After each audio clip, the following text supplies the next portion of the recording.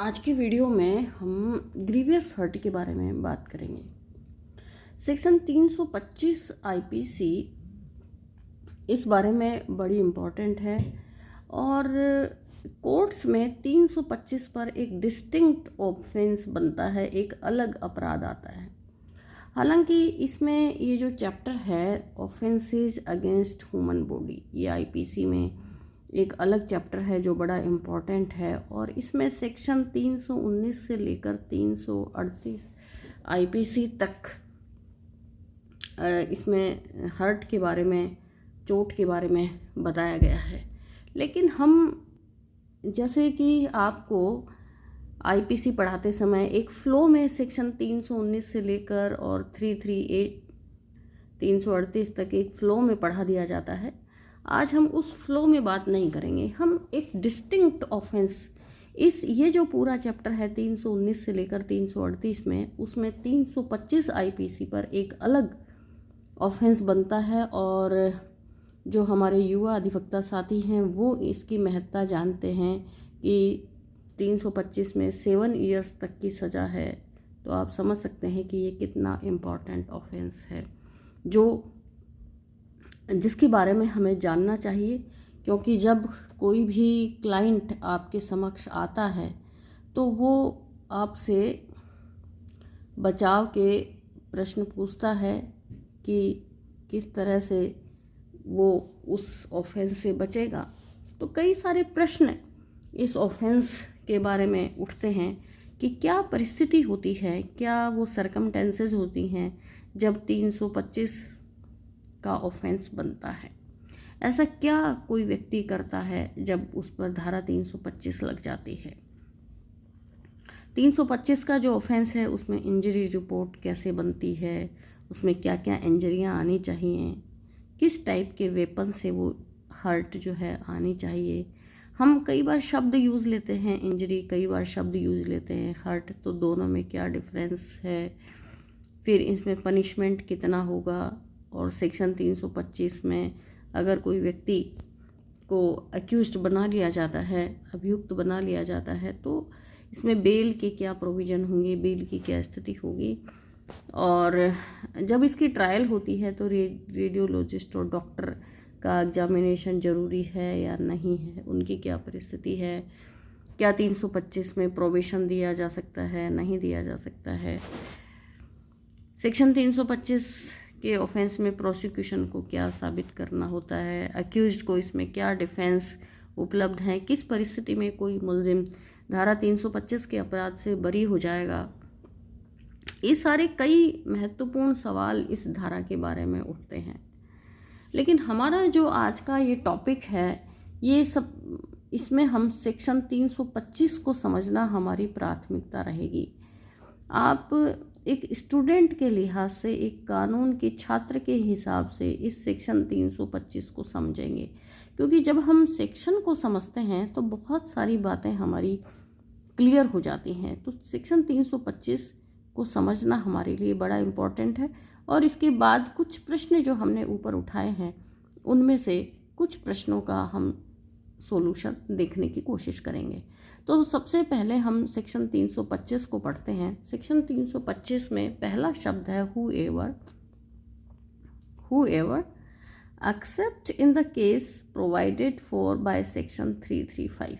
यानी इसमें जो सेक्शन 335 है, 335 है, उसको इसने पहले ही वाक्य में, पहले ही सेंटेंस में अपवाद की श्रेणी में रख दिया है। यानी उस केस की हम बात नहीं कर रहे जहां सेक्शन 335 में कुछ बात कही गई है।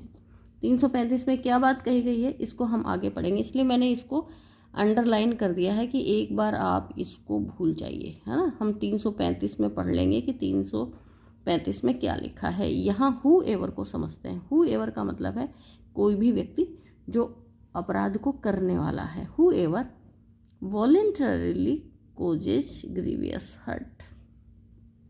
क्या कह रही है 325 कि कोई भी व्यक्ति जो वॉलंटरली, मतलब अपनी इच्छा से, स्वैच्छिक रूप से, कोजेज ग्रीवियस हर्ट कोज करता है, गंभीर चोट किसी को पहुंचाता है, तो उसको पनिश किया जाएगा, उसको दंड दिया जाएगा। केवल सेक्शन 325 इतना सा कहती है कि अगर कोई व्यक्ति दूसरे को चोट पहुंचाता है अपनी इच्छा से, वॉलंटरली अपनी इच्छा से चोट पहुंचाता है, यहाँ वॉलंटरली शब्द बड़ा इम्पॉर्टेंट है। इसमें देखिए इंटेंशन शब्द यूज़ नहीं किया है इन्होंने।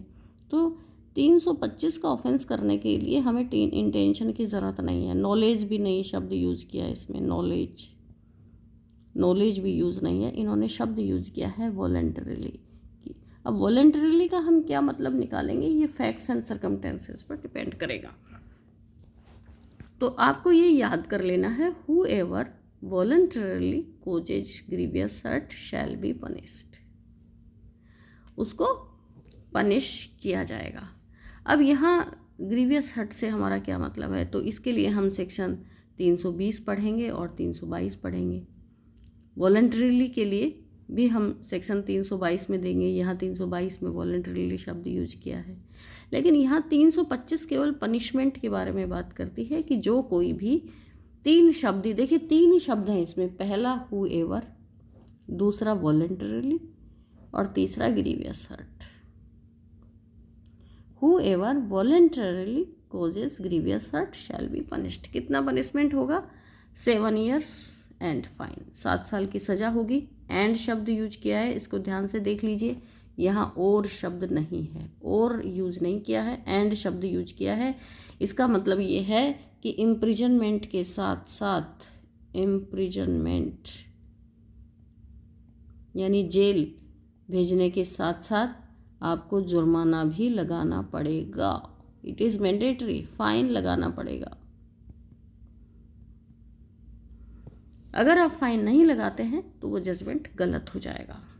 अब यहाँ जो शब्द है accept in the case provided for by section 335। अब 335 क्या कहता है, ये बचाव है अक्यूज्ड का 335।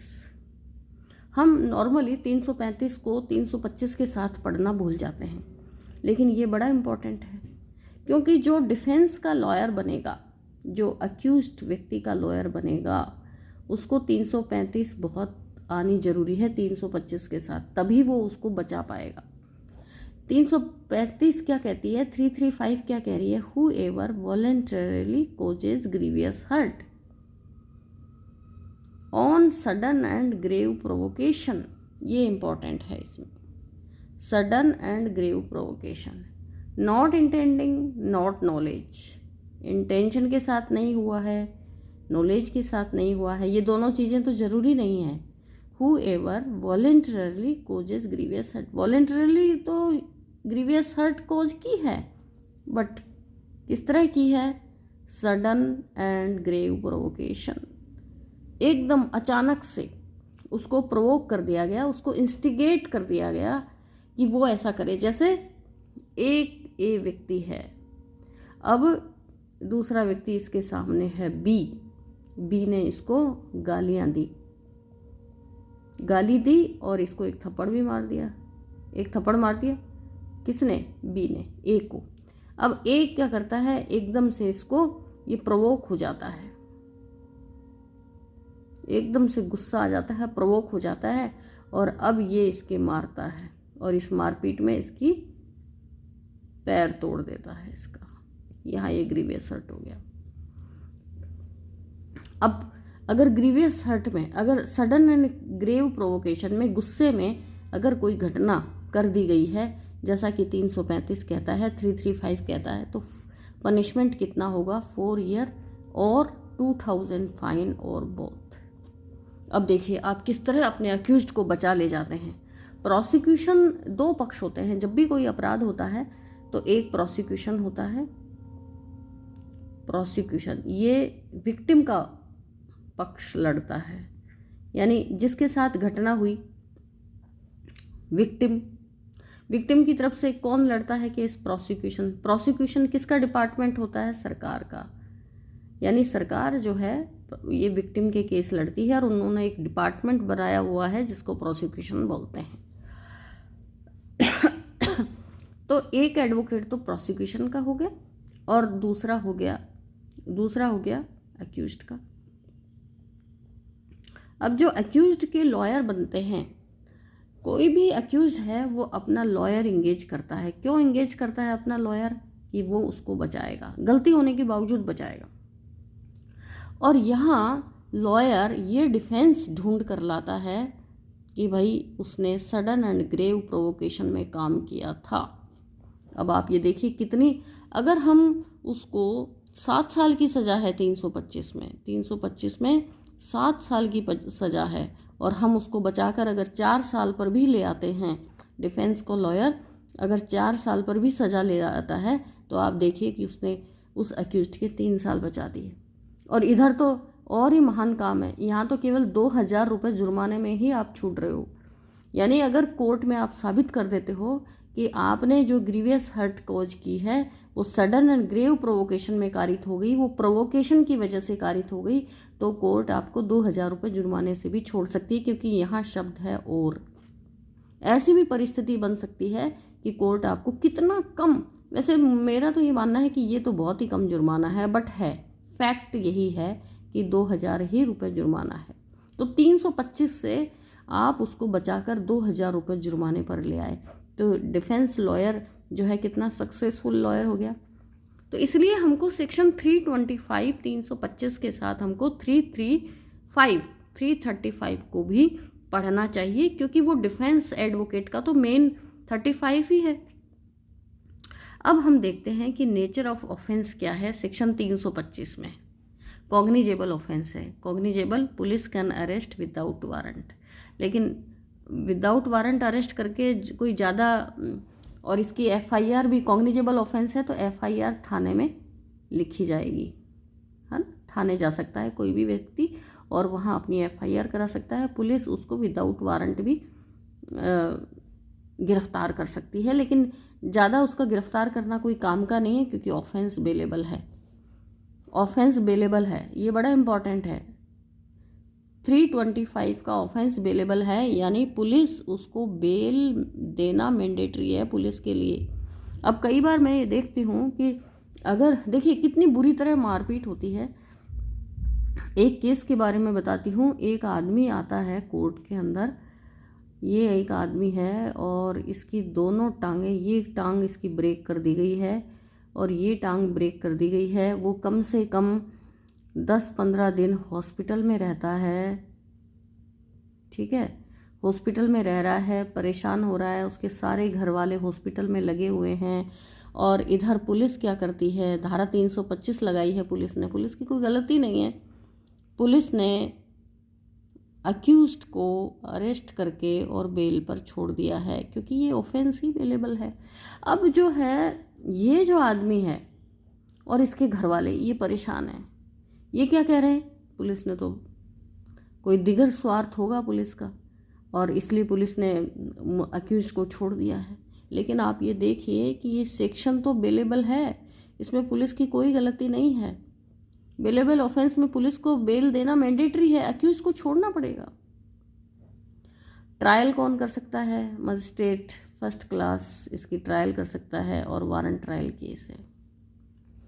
कंपाउंडेबल यानी राजीनामा हो सकता है कि नहीं हो सकता, राजीनामे की क्या पोजीशन रहेगी इसमें, यस कंपाउंडेबल है।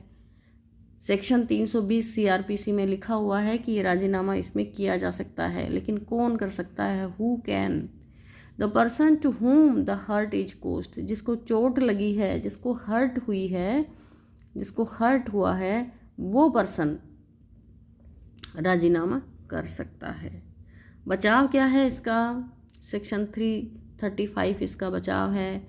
नॉट ये सेक्शन 335 हम जनरली पढ़ते नहीं हैं, हम केवल उसी फ्लो में 319 से लेकर और 338 तक हम एक फ्लो में धाराओं को पढ़ जाते हैं, और इसलिए अलग मतलब उस धारा की महत्वता जो है वो हमें पता नहीं चलती है।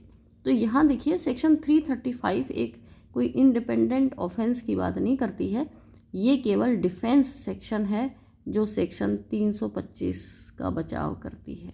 तो 325 का ऑफेंस है और उसकी बचाव की अक्यूज्ड पक्ष की ये धारा है 335। तो 325 के साथ 335 को हमें पढ़ना बहुत ज़रूरी है।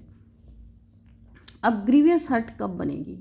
ये सेक्शन 320 आईपीसी, 320 देखिए आईपीसी और सीआरपीसी में अंतर है, ठीक है। मैं सीआरपीसी की बात नहीं कर रही हूँ, मैं आईपीसी की बात कर रही हूँ। तो जो सेक्शन 320 आईपीसी का है उसमें 8 पॉइंट्स दिए हुए हैं, जिसमें बताया गया है कि कौन कौन सी चोटें ग्रीवियस हर्ट होंगी, किसको हम गंभीर क्षतियाँ कहेंगे, गंभीर चोट हम किसको कहेंगे। पहला पॉइंट है ई मस्कुलेशन। ई मस्कुलेशन का मतलब है किसी मेल की मस्कुलाइन पावर को हम अगर क्षतिकारित करते हैं, उसको चोट पहुंचाते हैं, उसको ई मस्कुलेशन कहते हैं और ये ग्रीवियस हर्ट मानी जाएगी। दूसरा पॉइंट है permanent privation of either I.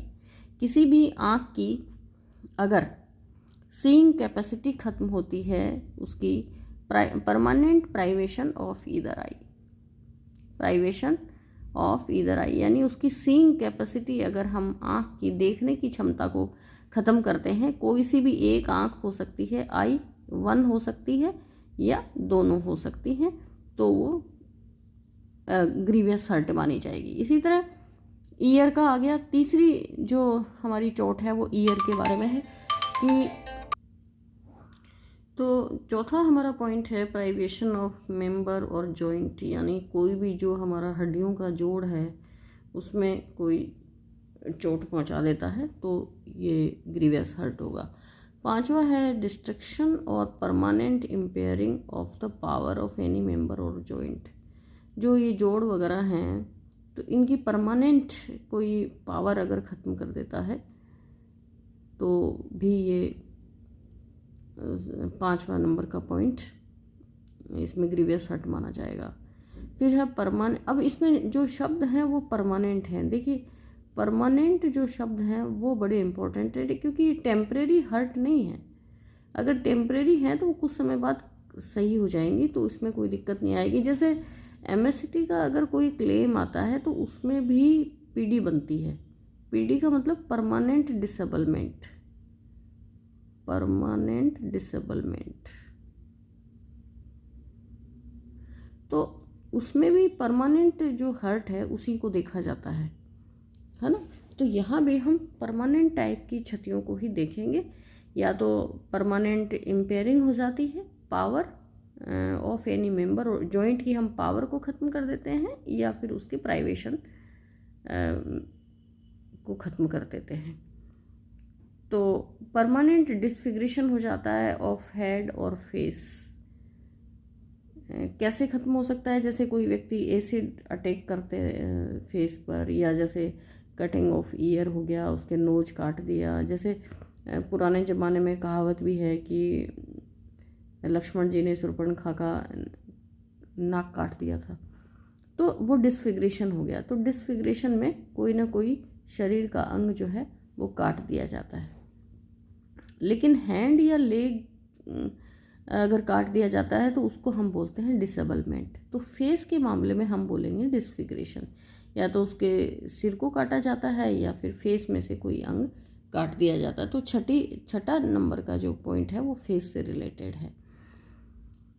7th point हमारा है फ्रैक्चर और डिसलोकेशन ऑफ बोन और टूथ। या तो बोन का फ्रैक्चर हो जाता है या फिर टूथ का फ्रैक्चर हो जाता है, या बोन को डिसलोकेट किया जाता है, डिसलोकेट कर दिया जाता है, मतलब एक जगह से दूसरी जगह पर वो लोकेट हो जाती है। जैसे ये बोन है, ये मान लो इस पोजीशन में थी और बाद में जो है उनकी पोजीशन चेंज हो जाती है, ये यहाँ से डिसलोकेट हो गई मान लो, तो भी इसमें दर्द होना शुरू हो जाएगा और आप ना उठ सकते हैं, ना तो उठ सकते हैं, ना बैठ सकते हैं डिसलोकेट होते ही। तो ये जो 7th नंबर का पॉइंट है ये बड़ा इंपॉर्टेंट पॉइंट है कि ज़्यादातर में क्या है, फ्रैक्चर बोन ही होते हैं। जब भी 325 का कोई मैटर आता है तो फ्रैक्चर बोन का ही आता है ज़्यादातर मामलों में। 8वां नंबर का पॉइंट है हर्ट विच एंडेंजर्स लाइफ, जिसमें जीवन खतरे में पड़ जाता है, वो 8वें नंबर का पॉइंट है। इसमें 20 दिन तक हॉस्पिटल में किसी व्यक्ति का ट्रीटमेंट चलना ज़रूरी है, तभी हम उसकी एंडेंजर्स लाइफ को मानते हैं कि उसके जीवन को खतरे में डाला गया है।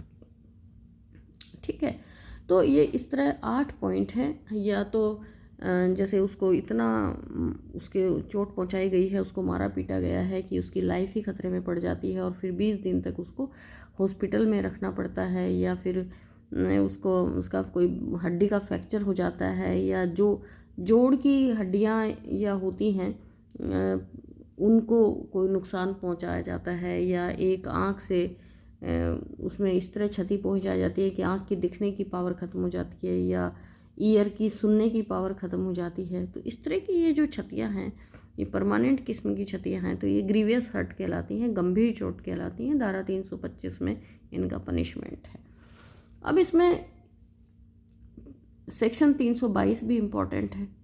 320 में तो हमने उनका जो है विवरण देख लिया कि कौन कौन सी चोटें जो है गंभीर होगी। 325 में आता है who ever voluntarily cause grievous hurt is said to commit grievous hurt। Grievous hurt हम कब कोज करना बोलेंगे? जब 320 की चोटों को किसी को स्वेच्छापूर्वक पहुंचाया जाता है, वॉलंटरली कोज किया जाता है, तो ये माना जाता है कि हमने वो चोटें स्वेच्छापूर्वक पहुंचाई हैं। और 322 की अगर चोट पहुंचाती जाती है तो 325 में फिर उसका ऑफेंस है, 7 साल की सज़ा एंड फाइन। अब इसके कुछ जनरल हम केसेस देख लेते हैं, उससे हमें थोड़ी चीज़ें ठीक समझ में आ जाएंगी। ज़्यादातर मामले हम ये देखते हैं कि बोन फ्रैक्चर के ही आते हैं। तो जैसे मैं थोड़ा सा बोन के बारे में आपको, हाथ और पैर की हड्डियों के बारे में बताना चाहती हूँ, ताकि आपको समझ में आ जाए कि वे ज़्यादातर कौन कौन सी बोन जो है वो इसमें टूटती हैं। देखो, ये हमने पैर की हड्डी बनाई है, ठीक है, ये हमारी पैर की हड्डी है। और ये कौन सी बोन है? ये हमारी फीमर बोन है। ये पैर में ऊपर जो हम थाई वाला जो हमारा पोर्शन है, थाई, ठीक है, थाई वाले पोर्शन में हमारे ये फीमर की हड्डी होती है, फीमर बोलते हैं इसको, इस हड्डी को फीमर बोलते हैं ये, ठीक है ना। ये हड्डी हमारी हर पैर में एक एक फीमर होती है। और ये फिर यहाँ ये हमारा नी वाला हिस्सा आ गया, नी, तो ये इसको बोलते हैं पटेला। ये नी कैप होती है एक तरह से। एक बार आप घुटने पर हाथ लगाएंगे तो ये इधर से उधर खिसकती हुई आपको दिखेगी। तो ये जो खिसकने वाला हिस्सा है ये पटेला कहलाता है, ठीक है। इसके बाद नी से नीचे जो हमारा पैर का पोर्शन है उसमें 2 हड्डियाँ होती हैं प्रत्येक पैर में। ये जो मोटी हड्डी है इसको हम बोलते हैं टीबिया। क्या नाम बोलते हैं इसको हम बोलते हैं टीबिया। और दूसरी जो हमारी ये पतली हड्डी है, ये एकदम पतली है, इसको हम बोलेंगे फिबुला। तो देखने में आता है कि अगर पैर जैसे टूटता है तो या तो ये फीमर हड्डी टूट जाती है, या फिर इनमें से टीबिया या फिबुला में से कोई हड्डी टूटती है, ठीक है। और ये देखिए, ये मैंने वास्तव में एक ये चित्र लिया है इंटरनेट से, और इसमें मैंने और आपको समझाने की कोशिश की है। ये पूरा ही आपको समझ में आ जाएगा। ये जो हड्डी है, ये देखिए, ये जो हड्डी है, ये वाली हड्डी जो है, ये हड्डी, ये हमारी फीमर है, ठीक है। ये फीमर हड्डी है, ये देखिए बिल्कुल पतली लंबी है। ये हमारा थाई वाला हिस्सा है, और ये जो है ये हमारा थाई वाला हिस्सा है। और ये हड्डी जो है फीमर हड्डी कहलाती है। इसके बाद ये रेड कलर वाला जो हड्डी आपको यहाँ से मोटी और ये दिखाई दे रही है, ये देखिए, ये हमारी जो रेड बोन है इसको हम टीबिया बोलते हैं। ये हमारी टीबिया हड्डी है, ठीक है। और ये जो येलो कलर की बिल्कुल थिन हड्डी, एकदम पतली और येलो हड्डी, ये जो दिखाई दे रही है, ये वाली, ये फिबुला है। ये बिल्कुल ये फिबुला है ना। ये वाली हड्डी ये बिल्कुल फिबुला है। तो इस तरह ये हड्डियाँ देखिए। और ये हमारा ये वाली हड्डी जो है ये हमारी रिब्स कहलाती है। इन हड्डियों को हम रिब्स बोलते हैं। ये हमारी हाथ की हड्डियाँ हैं।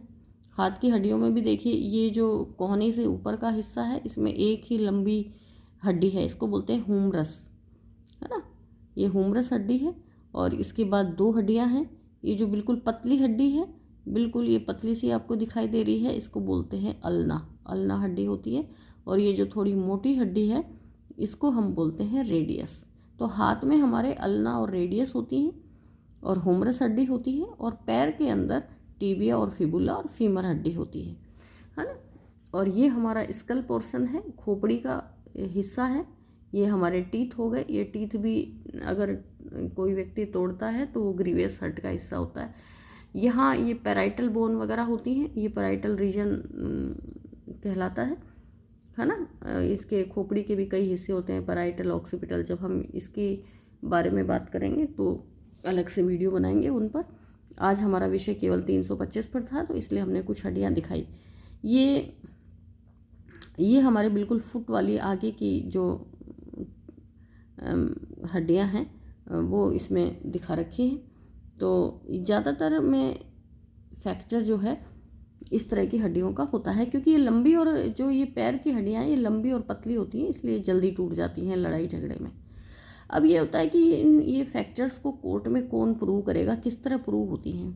तो एक तो देखिए, ये जो जैसे ही कोई मामला बनता है कोर्ट के अंदर, तो उसमें थाने पर रिपोर्ट लिखाई जाती है और वे जो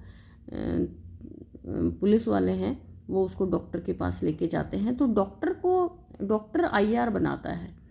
जनरली ये मेडिकल जूरिस्ट भी होते हैं, और ये जो मेडिकल जूरिस्ट हैं ये आईआर बनाते हैं। आईआर का मतलब इंजरी रिपोर्ट। कई बार ट्रीटिंग डॉक्टर भी बना देता है, और ये फिर रेडियोलॉजिस्ट के पास भी भेजते हैं। ठीक है, रेडियोलॉजिस्ट के पास भेजेंगे। रेडियोलॉजिस्ट जो है अपने टेक्नीशियन की मदद से एक्सरे तैयार करता है, एक्सरे प्लेट। तो इन सभी को जो है वो एविडेंस में आना ज़रूरी होता है। जनरली कई बार नहीं भी आते, ऐसी परिस्थितियाँ होती हैं, बट ज़्यादातर कोर्ट्स में मैंने देखा है कि रेडियोलॉजिस्ट अगर कोर्ट में नहीं आता है तो वो 325 का ऑफेंस मानते नहीं हैं। इसलिए ज़्यादातर कोशिश ये करनी चाहिए प्रोसिक्यूशन को कि रेडियोलॉजिस्ट, डॉक्टर के साथ साथ रेडियोलॉजिस्ट को भी कोर्ट में पेश करें। एक्सरे प्लेट भी वहाँ कोर्ट में पेश होनी ज़रूरी होती है। ये बात पुलिस को भी ध्यान में रखनी चाहिए। अब हम थोड़ा सा केस देख लेते हैं। एक देखिए, इसमें केस आया Surjaram versus state of Rajasthan का। इससे हमें थोड़ी समझने में चीज़ों को आसानी हो जाएगी। ठीक है, तो ये जो सुरजाराम का केस है, इसमें ये 20 मई 2009 का केस है, माननीय राजस्थान हाई कोर्ट का है। और ये सेक्शन 326 और 34 आईपीसी में था। 34 आईपीसी कब लगती है? जब कोई कई सारे अक्यूज होते हैं और उनका सिमिलर इंटेंशन होता है, तो अक्यूज्ड 2 एंड मोर, तो सेक्शन 34 लग जाती है आईपीसी की। तो 326 का था और 324 का ऑफेंस था। अब ये 326 क्या है? एग्रीवेटेड फॉर्म है 325 की। 326 कब बनती है? जब ग्रीवियस हर्ट जो है वो शार्प वेपन से मारी जाती है, यानी किसी को हमने ग्रीवियस हर्ट कारित कर दी और शार्प वेपन है तो 326 बन जाती है। जैसे नाइफ है, सोर्ड तलवार होती है, तो कुल्हाड़ी है, इनसे ये जो चोटें लगती हैं, और ये एग्रीवेटेड रूप है, मतलब गंभीर रूप है 325 का। आपको इसमें ज़्यादा टेंशन होने की ज़रूरत नहीं है ना। तो 325 जो सेक्शन 325 है वो grievous hurt by blunt weapon. इसमें ब्लंट वेपन होता है जैसे कोई लाठी, डंडा, इससे चोट मारते हैं तो 325 बन जाती है। और अदरवाइज एग्रीवेटेड रूप 326 का है। 324 जो है 324 वो एग्रीवेटेड रूप है 323 का। तो इसमें 323 कब बनता है? Simple hurt by blunt weapon. Blunt weapon होना जरूरी है, तो 323 बन जाएगा। और इसमें 324 कब बनेगा? Simple hurt by sharp weapon. अगर शार्प वेपन है, कटिंग अगर उस चोट में आ रखी है, कटिंग एज, तो फिर वो शार्प वेपन होता है और उसकी जो चोट है वो 324 की चोट कहलाती है, और उसमें 324 का ऑफेंस बनता है। अब ग्रीवियस इंजरी, कई बार जैसे देखिए इसमें क्या था, या तो ये लेफ्ट हैंड राइट हैंड में इसके चोटें थी, है ना। ये लेफ्ट हैंड में थी कि राइट हैंड में थी, ये थोड़ा सा वहाँ गवाहों के बयानों में विरोधाभास है। तो बट चोट थी, और उसका साइज़ क्या था? 8 × 3.5 सेंटीमीटर। अब इसकी ये लेंथ एंड विड्थ बताई जाती है ना। ये 8 × 3.5 सेंटीमीटर क्या है? उसकी लेंथ एंड विड्थ, मतलब चौड़ाई क्या है और लेंथ क्या है। एंड बोन डीप, अब जैसे ये सरफेस है किसी भी, और ये हमारे नीचे ना सेल्स होती हैं, ये मिलके टिश्यूज बनाती हैं। तो यहाँ तक ये चोट आई हुई थी, बोन डीप। तो इसको हम बोलेंगे बोन डीप, मतलब यहाँ ये हड्डी आ गई मान लो, तो हड्डी तक का ये जो टिश्यू है इसको पूरे को इसने कवर कर रखा था, यहाँ तक ये चोट आ गई थी। और फिर ये अल्ना जो हमारी हड्डी थी पतली वाली, ये मैंने बताया ना पतली वाली हड्डी अल्ना है ना हाथ के अंदर, तो उसमें कंप्लीटली कट हो गया था। यानी इतनी चोट लगी थी कि ये टिश्यू को काटते हुए इस हड्डी तक आ गई थी ये चोट, है ना। ये देखिए मैंने वापस बना दिया है, ये ह्यूमरस हमारी हड्डी है और ये रेडियस और ये अल्ना, ये पतली वाली जो हमारी अल्ना है, यहाँ इस पर चोट इसको लगी। अब ये जो ट्रायल कोर्ट थी, ठीक है, यहाँ से इस व्यक्ति को सजा हो गई। माननीय हाईकोर्ट में मामला गया तो रेडियोलॉजिस्ट को विटनेस में पेश नहीं किया था। ये तर्क एक्यूज के एडवोकेट ने दिया कि इस मुलजिम को बरी किया जाए क्योंकि रेडियोलॉजिस्ट को विटनेस में पेश नहीं किया है, और इसलिए ये प्रूव नहीं हुआ है कि अल्ना हड्डी जो है, अल्ना बोन जो है वो कट गई हो। बिना रेडियोलॉजिस्ट के कैसे हम साबित करेंगे? जो रेडियोलॉजिस्ट एक्सरे करता है तो एक्सरे रिपोर्ट कोर्ट में पेश करनी पड़ेगी, एक्सरे रिपोर्ट पेश करनी पड़ेगी, आईआर कोर्ट में पेश करनी पड़ेगी, डॉक्टर को कोर्ट में पेश करना पड़ेगा, रेडियोलॉजिस्ट को कोर्ट में पेश करना पड़ेगा।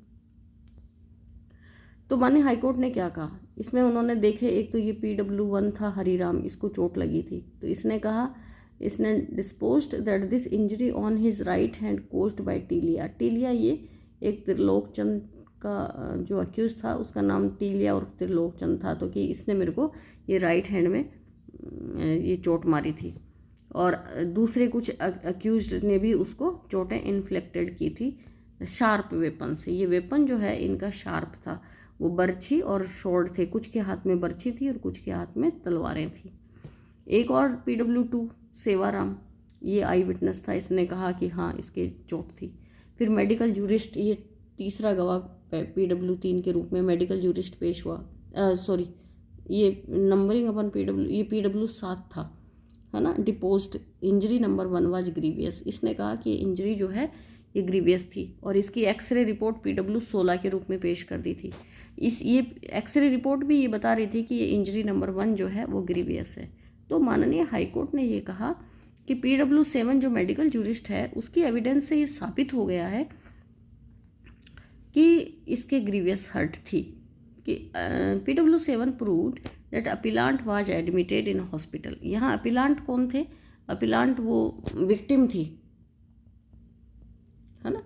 तो ये विक्टिम जो है हॉस्पिटल में एडमिट हुई थी, ऐसा ये गवाह डॉक्टर बता रहा था। और report exhibit P15 incised wound 8 incised wound था। यहाँ ये इंसाइज्ड अपने आप में बता रहा है कि ये शार्प वेपन से, जब कोई गहरा घाव आता है वो इंसाइज्ड वुंड का रूप ले लेता है ना। तो इंसाइज्ड वुंड था, तो ये अपने आप में दिखा रहा है कि शार्प वेपन की चोट थी। अंडर विच ये ulna bone is clear cut of its full thickness. तो यहाँ माननीय हाईकोर्ट ने माना कि ये जो डॉक्टर की रिपोर्ट है और जो एक्सरे है, इससे पता चल रहा है कि इसमें अल्ना बोन का कट हो गया था। Clinically observation was definite that ulna was cut. उन्होंने कहा कि डॉक्टर ने क्लिनिकली इसका परीक्षण कर लिया था। It can not be said and inferred that the nature of the same was not determinable. इन्होंने कहा कि रेडियोलॉजिस्ट नहीं भी आया है तब भी इस मामले में यह नहीं माना जा सकता कि हम जो चोट है उसका नेचर डिटर्मिनेबल नहीं हो। तो ऐसी स्थिति में रेडियोलॉजिस्ट के बिना भी इन्होंने सजा दी। फिर एक और Kaluram Meena versus state of Rajasthan का केस आया। ये 18 अगस्त 2017 का केस था। इसका SB क्रिमिनल नंबर 1138/2005। इसमें कोई लैंड डिस्प्यूट के आधार पर दोनों पक्षों में फाइटिंग हो गई थी। इसमें भी कुछ एक्सरे प्लेट पेश कर दी थी, कुछ नहीं करी थी, और radiologist was not produced as witness. तो एविडेंस में क्या क्या पेश किया इन्होंने? MLR। अब MLR क्या होती है? ये इसको बोलते हैं medico legal report. Medico legal report, ये वही IR, कोई IR बोल देता है, कोई ये MLR बोल देता है। तो ये एग्जिबिट 3 के रूप में एग्जिबिट 13 के रूप में एग्जिबिट करा लिया गया था। एक्सरे रिपोर्ट पेश हुई थी एग्जिबिट P14 के रूप में। डॉक्टर राजेश नाम था उनका, एग्जामिन्ड हो गए थे। और जो हर्ट थी वो पंचर्ड लेसरेटेड वुंड था ऑन लेफ्ट चीक, मतलब जो उन लेडी थी उसके दाएं गाल पर लेसरेटेड, मतलब इस तरह का एक फैला फैला सा घाव हो जाता है, ये लेसरेटेड है ना। तो इसको ग्रीवियस माना इन्होंने कि ये ग्रीवियस इन नेचर था। 2 चोटें और थी उसके, अब्रेजन थी और ब्रूस थी। तो ये सिंपल ब्लंट किस्म की चोटें थी। तो ये देखिए कि आप चोटों की प्रकृति देखिए कि ये incised wound, punctured, lacerated wound, abrasion, bruise, तो मारपीट में ये इस तरह की चोटें आती हैं, है ना। तो इन्होंने कहा कि injury number 1 is not on vital part. ये एक्चुअली ट्रायल कोर्ट ने इसमें सेक्शन 307 में सज़ा दे दी थी, ठीक है। फिर मामला ऊपर गया तो उन्होंने कहा कि एक तो देखिए गाल पर है, तो उन्होंने कहा कि ये वाइटल पार्ट नहीं है गाल। Intention to cause death is not there, और जो डेथ कोज करने का इंटेंशन नहीं है। और how many injuries are there, एक इंजरी है जो ग्रीवियस है, वैसे तो 3 है इंजरीज बट ग्रीवियस हर्ट कितनी है, 1। The force which is use to cause such injury, तो इन्होंने कहा कि हम ये भी देखेंगे कि कितनी इंजरी कोज हुई है। अगर मारने का इंटेंशन है तो कितनी इंजरी कोज हुई है। इस मामले में तो एक ही इंजरी है, तो इसका मतलब उसका मारने का इंटेंशन तो नहीं था। The force which is use to cause such injury, कितने फोर्स से, तो गाल पर मारा है, लेसरेटेड वुंड ही आया है, तो ज़्यादा फोर्स तो नहीं होगा, ठीक है। और क्या सराउंडिंग फैक्टर हो सकते थे, वो सारे कंसीडर किए। और फिर उन्होंने कहा कि इस सज़ा को जो है हम 307 तो इसमें बहाल नहीं रख सकते, बट 325, 325 एंड 323 IPC में सज़ा को बहाल रखा, appeal the judgment of the trial court. और इस तरह इसमें सेक्शन 325 में सज़ा दी गई, ठीक है।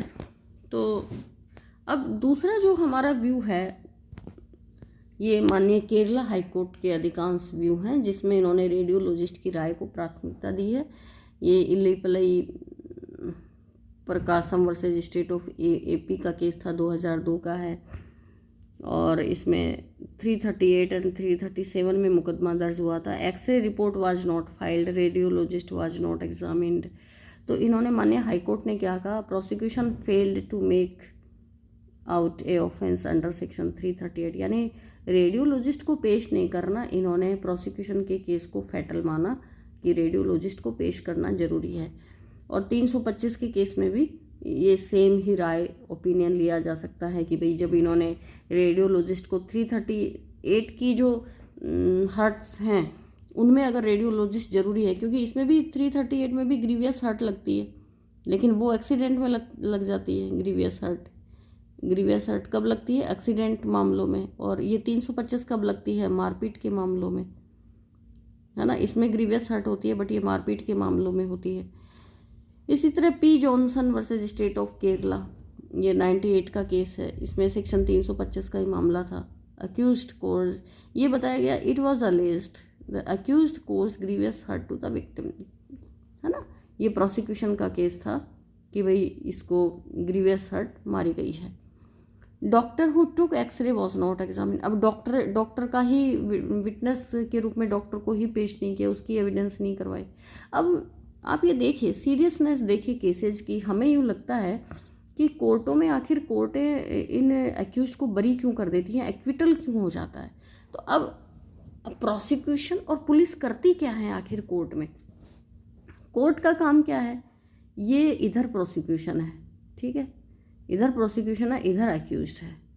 कोर्ट तो एक तरह से ये पंच है, पंच के रूप में कार्य कर रही है। आप दोनों अपने डॉक्यूमेंट्स ले आओ और अपने विटनेस ले आओ, और हम तोल कर ये बताएंगे कि ऑफेंस किया कि नहीं किया। अब प्रोसिक्यूशन का इरादा ही क्या रहता है, प्रोसिक्यूशन का इरादा ही क्या बताऊँ मैं, क्या बता, परिस्थितियाँ बता रही हैं आपको कि डॉक्टर उन्होंने पेश नहीं किया है। जिस डॉक्टर ने एक्सरे रिपोर्ट बनाई उस डॉक्टर को पेश नहीं किया, एक्सरे रिपोर्ट पेश नहीं की, तो फिर हम कैसे 325 को प्रूव मानेंगे, 325 को कैसे हम ये कहेंगे कि ग्रीवियस हर्ट मारी है। तो कोर्ट ने क्या कहा, माननीय केरला हाई कोर्ट ने, the prosecution failed to establish the guilt of accused, पेश ही नहीं किया, तो उसका जो 325 में गिल्ट था वो साबित ही नहीं किया। फिर तीसरा मुकदमा बंदेला डिविडू वर्सेस स्टेट ऑफ एपी, इस ये जनवरी 2011 का मुकदमा है। इसमें भी सेम व्यू लिया गया और ये कहा गया कि अगर एक्सरे रिपोर्ट पेश नहीं की जाती है या फिर रेडियोलॉजिस्ट को पेश नहीं किया जाता है तो वो केस एस्टैब्लिश नहीं माना जाएगा, प्रूव्ड नहीं माना जाएगा। तो इस तरह आपको ये छोटी छोटी कुछ मैंने बातें बताई हैं स्टूडेंट के लिहाज से और एडवोकेट के लिहाज से। अगर वीडियो आपको पसंद आए तो ज़रूर बताना ताकि वीडियो में और इम्प्रूवमेंट किए जा सके।